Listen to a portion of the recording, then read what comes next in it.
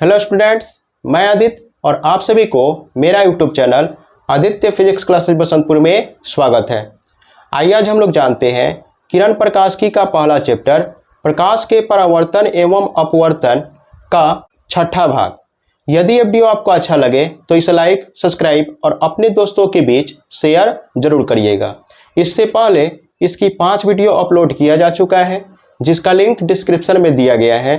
आप चाहे तो वहां से इसे देख सकते हैं। तो आइए हम लोग इसे शुरू करते हैं।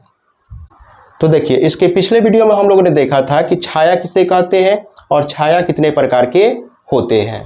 आज हम लोग को जानना है कि प्रकाश के परावर्तन किसे कहते हैं। आज हम लोग को प्रकाश के क्या जानना है, परावर्तन के बारे में जानना है। ठीक है, अर्थात रिफ्लेक्शन ऑफ लाइट के बारे में हम लोग को क्या करना है, जानना है। तो देखिए, प्रकाश के परावर्तन होता क्या है कि जब भी कोई प्रकाश किरण एक माध्यम से चलकर दूसरे माध्यम के सतह से टकराती है, एक माध्यम से चलकर दूसरे माध्यम के सतह से टकराती है और टकराने के पश्चात पुनः उसी माध्यम में लौट जाती है, तो इस लौटने की घटना को प्रकाश का परावर्तन कहते हैं। तो हम लोगों ने क्या जाना कि जब भी कोई प्रकाश किरण एक माध्यम से चलकर दूसरे माध्यम के सतह से टकराती है और टकराने के पश्चात पुनः उसी माध्यम में लौट जाती है, तो इस लौटने की घटना को क्या कहते हैं, प्रकाश का परावर्तन कहते हैं। ठीक है, तो इसकी परिभाषा हम लोग क्या लिख सकते हैं कि जब प्रकाश की किरण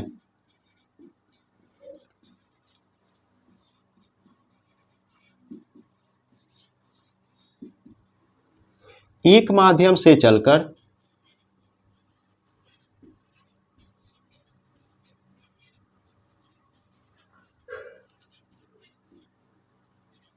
दूसरे माध्यम के सतह से टकराती है,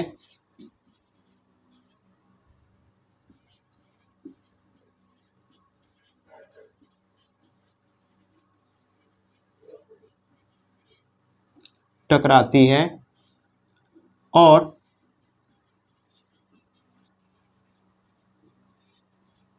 टकराने के पश्चात पुनः उसी माध्यम में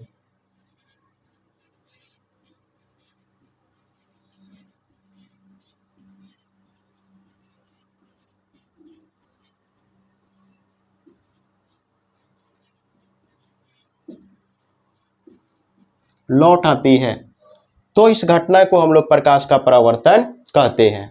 ठीक है, अब एक बात समझिए, परावर्तन जो होता है, परावर्तन मुख्य रूप से 2 प्रकार के होते हैं।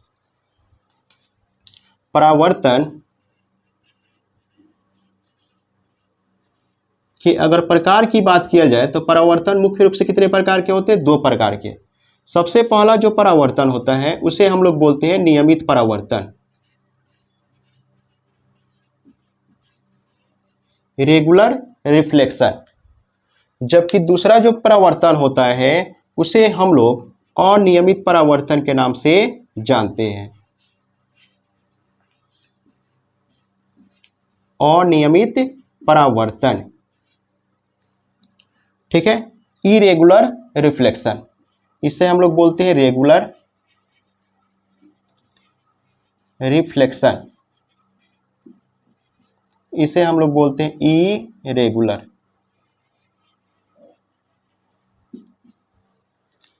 तो नियमित परावर्तन किसे कहते हैं, तो देखिए, वैसा परावर्तन जो एक नियम के अनुसार होता है, वैसा परावर्तन जिसका कोई नियम होता है, उस परावर्तन को हम लोग नियमित परावर्तन कहते हैं। ठीक है, तो नियमित परावर्तन किसे कहेंगे, तो नियमित परावर्तन वैसा परावर्तन होता है, वैसा परावर्तन होता है जो किसी नियम के अनुसार होता हो, जो किसी नियम के अनुसार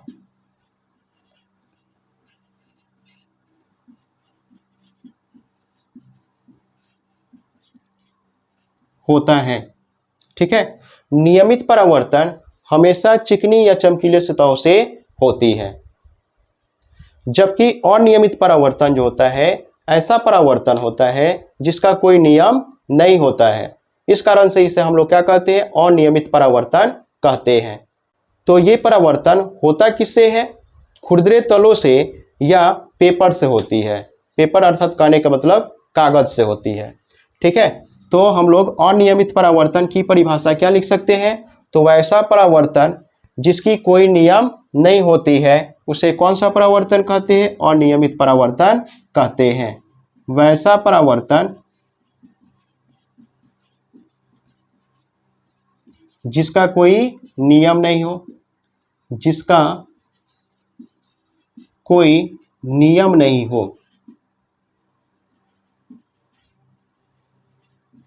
उसे अनियमित परावर्तन कहते हैं। आइए इसे हम लोग फिगर से समझते हैं। ये हमने क्या किया, एक चमकीला सतह ले लिया, तो इस पर कोई प्रकाश किरण ऐसे आपतित होती है। ठीक है, ये एक नियम के अनुसार परावर्तन इसका हो रहा है। इस कारण से इसे हम लोग कौन सा परावर्तन बोलेंगे, नियमित परावर्तन।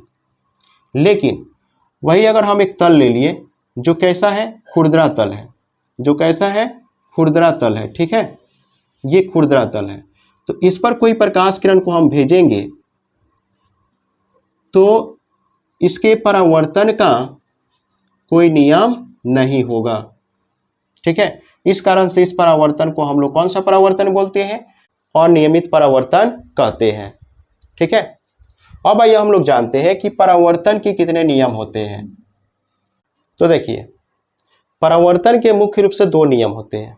ठीक है, पहले हम लोग इसे फिगर से समझते हैं।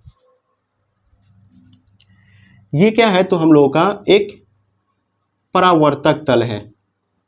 ठीक है, जिसका नाम हमने रख दिया समतल दर्पण। समतल दर्पण, प्लेन मिरर। इसके जो ऊपर वाला भाग होता है, ये ऊपर वाला जो सतह होता है, इस सतह को हम लोग परावर्तक तल कहते हैं। इसे हम लोग परावर्तक तल, रिफ्लेक्टेड सरफेस के नाम से जानते हैं। किसी प्रकाश स्रोत से प्रकाश किरण आपतित हो रही है। ठीक है, इसे हम लोग आपतित किरण बोलते हैं। इसे हम लोग आपतित किरण अर्थात इंसिडेंट रे बोलते हैं। आपतित किरण परावर्तक तल के जिस बिंदु पर आपतित होती है उस बिंदु को हम लोग आपतन बिंदु कहते हैं।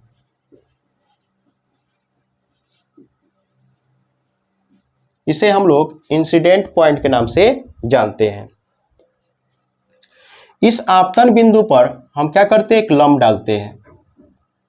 इस आपतन बिंदु पर हम क्या करते हैं, एक लंब डालते हैं। इस लंब को हम लोग अभिलंब कहते हैं। इसे क्या बोलते हैं, अभिलंब।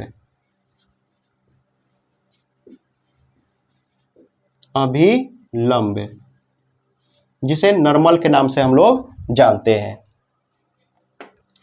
ये आपतित किरण है और ये दर्पण के परावर्तक सतह से टकरा करके वापस उसी माध्यम में लौट जाती है। तो इस लौटने वाली किरण को हम लोग परावर्तित किरण कहते हैं। परावर्तित किरण अर्थात इसे हम लोग रिफ्लेक्टेड रे के नाम से जानते हैं। ये जो आपतित किरण है और ये अभिलंब है, इसके बीच ये जो कोण बना हुआ है, इस कोण को हम लोग आपतन कोण कहते हैं। इसे इंसिडेंट एंगल के नाम से जानते हैं। जबकि परावर्तित किरण और अभिलंब के बीच ये जो कोण बनता है उसे परावर्तन कोण कहते हैं, रिफ्लेक्टेड एंगल बोलते हैं, जिसे आर से सूचित करते हैं। ठीक है, इसके कितने नियम होते हैं, तो दो नियम होते हैं। नियम जो पहला होता है, नियम पहला इसका क्या होता है, तो नियम फर्स्ट कहता है क्या, कि ये आपतित किरण, परावर्तित किरण तथा आपतन बिंदु पर ये जो डाला गया लंब होता है वो तीनों एक ही तल में होते हैं। आपतित किरण, परावर्तित किरण और आपतन बिंदु पर ये जो डाला गया क्या है, अभिलंब है, ये तीनों क्या होते हैं, एक ही तल में अर्थात एक ही समतल में होते हैं। ठीक है, तो इसका पहला नियम क्या होता है, आपतित किरण,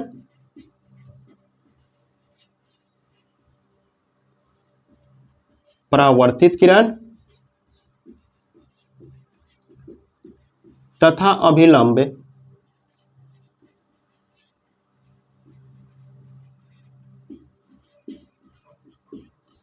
तीनों एक ही तल में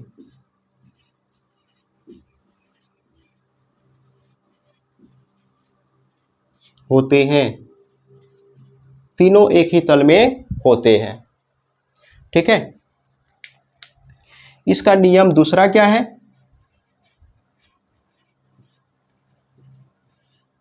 तो नियम सेकेंड जो है कि ये जो आप आपतन कोण देख रहे हैं और ये जो परावर्तन कोण देख रहे हैं, ये दोनों क्या होते हैं? बराबर होते हैं। ठीक है, आपतन कोण परावर्तन कोण के क्या होते हैं? बराबर होते हैं। तो हम दूसरा नियम क्या लिख सकते हैं कि आपतन कोण तथा परावर्तन कोण दोनों क्या होते हैं? बराबर होते हैं, बराबर होते हैं। अर्थात कहने का मतलब आपतन कोण बराबर परावर्तन कोण, जिसे हम चाहे तो I बराबर क्या लिख सकते हैं? R लिख सकते हैं। ठीक है, इस कारण से हम लोग परावर्तन के नियम से लिखते हैं कि I बराबर क्या होता है? R होता है। तो इस तरह से हम लोगों ने जाना कि परावर्तन किसे कहते हैं, परावर्तन कितने प्रकार के होते हैं। ठीक है, परावर्तन के नियम क्या होते हैं। अब आइए हम लोग जानते हैं कि विचलन कोण किसे कहते हैं। अब हम लोग जानते हैं कि विचलन कोण किसे कहते हैं, अर्थात विचलन क्या है, डेविएशन किसे बोलते हैं। तो देखिए विचलन होता क्या है कि विचलन की परिभाषा हम लोग कैसे देते हैं। तो आपतित किरण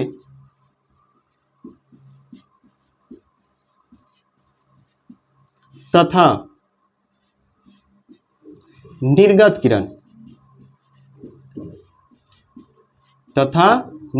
किरण के बीच जो कोण बनता है उसी कोण को हम लोग कौन सा कोण कहते हैं? विचलन कोण या विचलन के नाम से जानते हैं। ठीक है, हम लोगों ने क्या जाना कि आपतित किरण तथा निर्गत किरण के बीच जो कोण बनता है उसी कोण को हम लोग क्या कहते हैं? विचलन, अर्थात विचलन कोण के नाम से जानते हैं। ठीक है, इसे हम लोग सूचित किससे करते हैं? तो इसे हम लोग डेल्टा से सूचित करते हैं।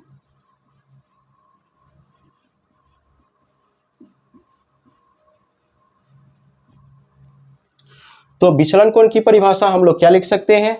आपतित किरण तथा निर्गत किरण के बीच जो कोण बनता है उसी कोण को हम लोग विचलन अर्थात विचलन कोण कहते हैं। इसे हम लोग डेल्टा से सूचित करते हैं।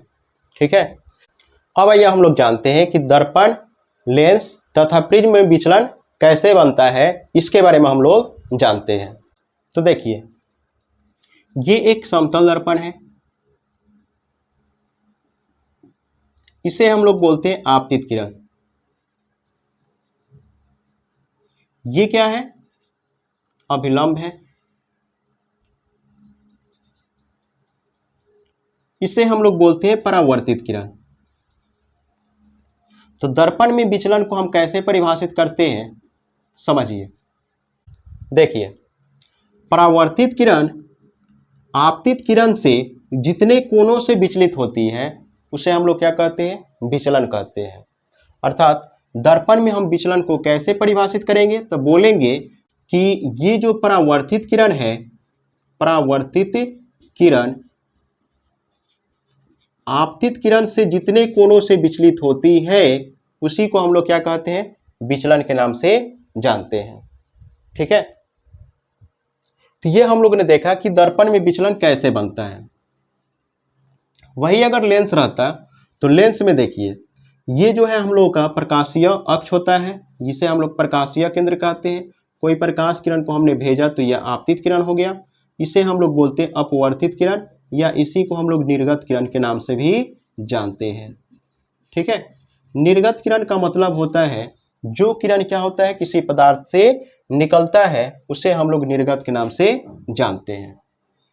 तो आपतित किरण और अभिलंब के बीच बने कोण को कौन सा कोण कहते हैं? विचलन अर्थात विचलन कोण कहते हैं। और दो तीरों के बीच कोण कब बनता है? जब दोनों तीरों का या तो क्या होके, तो या तो उन दोनों का सिर एक संग जुड़ जाए, जिसे हम लोग बोलते हैं सिर, और इसे हम लोग बोलते हैं पूंछ, अर्थात इसे हम लोग टेल बोलते हैं और इसे क्या बोलते हैं? हेड बोलते हैं। तो दो तीरों के बीच कोण कब बनता है? या तो दोनों तीरों का पूंछ एक संग जुड़ जाए या दोनों तीरों का सिर एक संग जुड़ जाए, तभी उनके बीच क्या बनता है? कोण बनता है। तो आपतित किरण और निर्गत किरण के बीच कोण बनाने के लिए हम देख रहे हैं कि आपतित किरण के सिर पर निर्गत का पूंछ है, इस कारण से हम क्या करते हैं? आपतित किरण के सिर को पकड़कर थोड़ा सा आगे खींच देते हैं। जब इसे हम क्या करेंगे? आगे खींचेंगे तो इसका सिर चला जाएगा आगे और ये पूंछ चला आएगा यहाँ पे। तो यहाँ पे देख रहे हैं कि आपतित किरण तथा निर्गत किरण के पूंछ जो है एक ही बिंदु पर मिला हुआ है और इसके बीच ये जो कोण बना हुआ है, इसी कोण को हम लोग क्या कहते हैं? विचलन अर्थात विचलन कोण के नाम से जानते हैं। ठीक है, तो लेंस में विचलन ऐसे ही बनता है। जबकि अब हम ले लेते हैं एक प्रिज्म। ये क्या है? प्रिज्म है। प्रिज्म में जो होता है क्या होता है? तो मान लेते हैं इसे हम लोग जानते हैं कि इसे अपवर्तक कोण के नाम से जानते हैं। इस पर कोई प्रकाश किरण क्या हो रही है? आपतित हो रही है, इस कारण से इसे आपतित किरण बोलेंगे। और ये क्या हो रही है? तो अपवर्तित हो रही है। ठीक है, तो ये आपतित किरण, ये अपवर्तित किरण और ये बाहर निकल गई, इसे हम लोग बोलते हैं निर्गत किरण। निर्गत किरण। अब हम क्या करते हैं कि देखिए, आपतित किरण और निर्गत किरण के बीच कोण उसी समय बनता है जब दोनों का या तो पूंछ एक संग जुड़ा रहे या दोनों का सिर। तो ये आपतित किरण के क्या है? पूंछ है यहाँ पे और इसका ये सिर है, जबकि निर्गत किरण का पूंछ यहाँ पे है और सिर यहाँ पे है। तो हम क्या करते हैं? सबसे पहले आपतित किरण के सिर को पकड़ के थोड़ा सा आगे खींच देते हैं और निर्गत किरण के पूंछ को पकड़ के हम पीछे खींचते हैं। तो देखते हैं कि आपतित किरण और निर्गत किरण के दोनों का पूंछ इस बिंदु पर क्या हो गई है? मिल गई है। तो इसके बीच जो ये कोण बनेगा, इसी कोण को हम लोग क्या कहेंगे? विचलन अर्थात विचलन कोण के नाम से जानेंगे। ठीक है, तो इस तरह से हम लोगों ने जाना कि दर्पण में विचलन कैसे बनता है और वही लेंस में विचलन कैसे बनता है तथा प्रिज्म में विचलन कैसे बनता है। इस वीडियो को हम यहीं तक रहने देते हैं।